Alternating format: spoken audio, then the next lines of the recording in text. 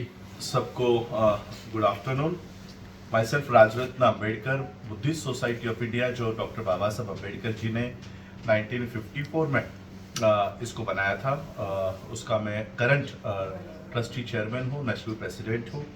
और एक बात मैं आप लोगों के सामने लाना चाहता हूँ कि आज जो भी मसला पूरे देश भर में चल रहा है प्लेसेस ऑफ वर्शिप को लेकर, ये बात आज की नहीं है, ये बहुत पहले से इस मुद्दे पर इस देश में बहस छिड़ी हुई थी। और जब इस देश का संविधान बन रहा था तब कई दिनों तक, कई हफ्तों तक इसके ऊपर चर्चा चली है। और संविधान निर्माताओं ने, मेरे परदादा ने इस देश का जो ड्राफ्ट तैयार किया, उसमें यह तैयार किया हुआ है कि 26 जनवरी 1950 को जब ये इस देश का संविधान लागू होगा, तब जो पोजीशन है प्लेसेस ऑफ वर्शिप की, चाहे वो मंदिर हो, मस्जिद हो, गुरुद्वारा हो, बुद्ध विहार हो, जो भी प्लेसेस ऑफ वर्शिप्स है, 26 जनवरी 1950 का जो स्टेटस है वही लागू रहेगा, वही कायम रहेगा। ये भारत के संविधान में अंकित है। और उसी ऊपर प्लेसेस ऑफ वर्शिप एक्ट 1991 भी बना कि इसके ऊपर कोई बहस, कोई इन्वेस्टिगेशन नहीं होगा। ये कानून बनने के बावजूद भी, ये संविधान भारत में लागू होने के बावजूद भी, एक निचले कोर्ट्स इस तरह से प्लेसेस ऑफ वर्शिप में, चाहे वो मंदिर हो, मस्जिद हो, गुरुद्वारा हो, बुद्ध विहार हो, उसमें इन्वेस्टिगेशन करने की ये पिटीशंस को स्वीकार करता है। और स्वीकार ही नहीं करता तो इसके नोटिसेस भी वो इशू कर रहा है। तो कहीं ना कहीं ये संविधान का अपमान कोर्ट से हो रहा है, संविधान को हटाने की कोशिश जुडिशरी के माध्यम से हो रहा है। और places of worship act 1991 Bharat में लागू होने के बावजूद भी इन्वेस्टिगेशंस अलाउड की जा रही है।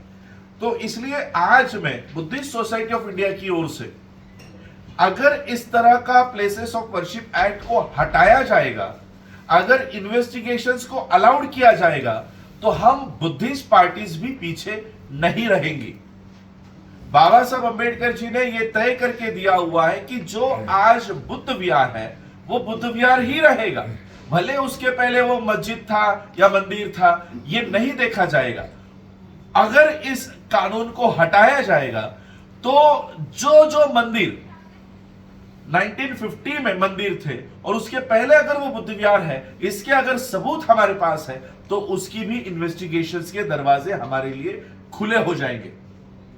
हम नहीं चाहते कि किसी मंदिर का इन्वेस्टिगेशन हमको करने की नौबत आए, किसी मस्जिद की इन्वेस्टिगेशन करने की नौबत बुद्धिस्टों के ऊपर आए।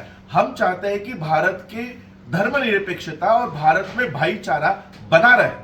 फ्रैटर्निटी जो इस देश के संविधान के प्रियम्बल में अंकित किया गया है, ये फ्रैटर्निटी, ये भाईचारा भारत में लागू रहे।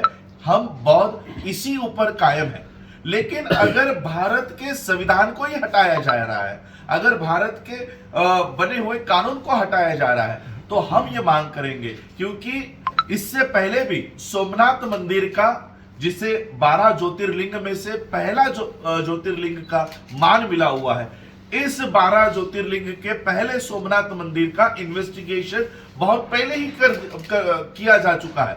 8 करोड़ रुपया भारत सरकार ने खुद खर्चा करके इसका इन्वेस्टिगेशन किया। और आर्कियोलॉजिकल एक्सपर्ट्स ने यह बात बताई है कि उस मंदिर के नीचे 12 फीट नीचे और एक इमारत है और उसमें बुद्धिस्ट अवशेष होने की पूरी रिपोर्ट भारत सरकार को दी गई है। और अगर भारत सरकार ये आने वाले समय में वो अपना स्टैंड क्लियर नहीं करती, तो हम ये पिटीशंस खुद डालेंगे। और जो इन्वेस्टिगेशंस रिपोर्ट सबमिट होने के बाद ये सारी इन्वेस्टिगेशंस छुपाई जा रही है, बंद कर दी गई है, उसे हम फिर से खुलवाएंगे।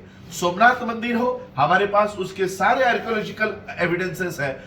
तिरुपति बालाजी का मंदिर हो, उसके भी सारे एविडेंसेस हमारे पास है।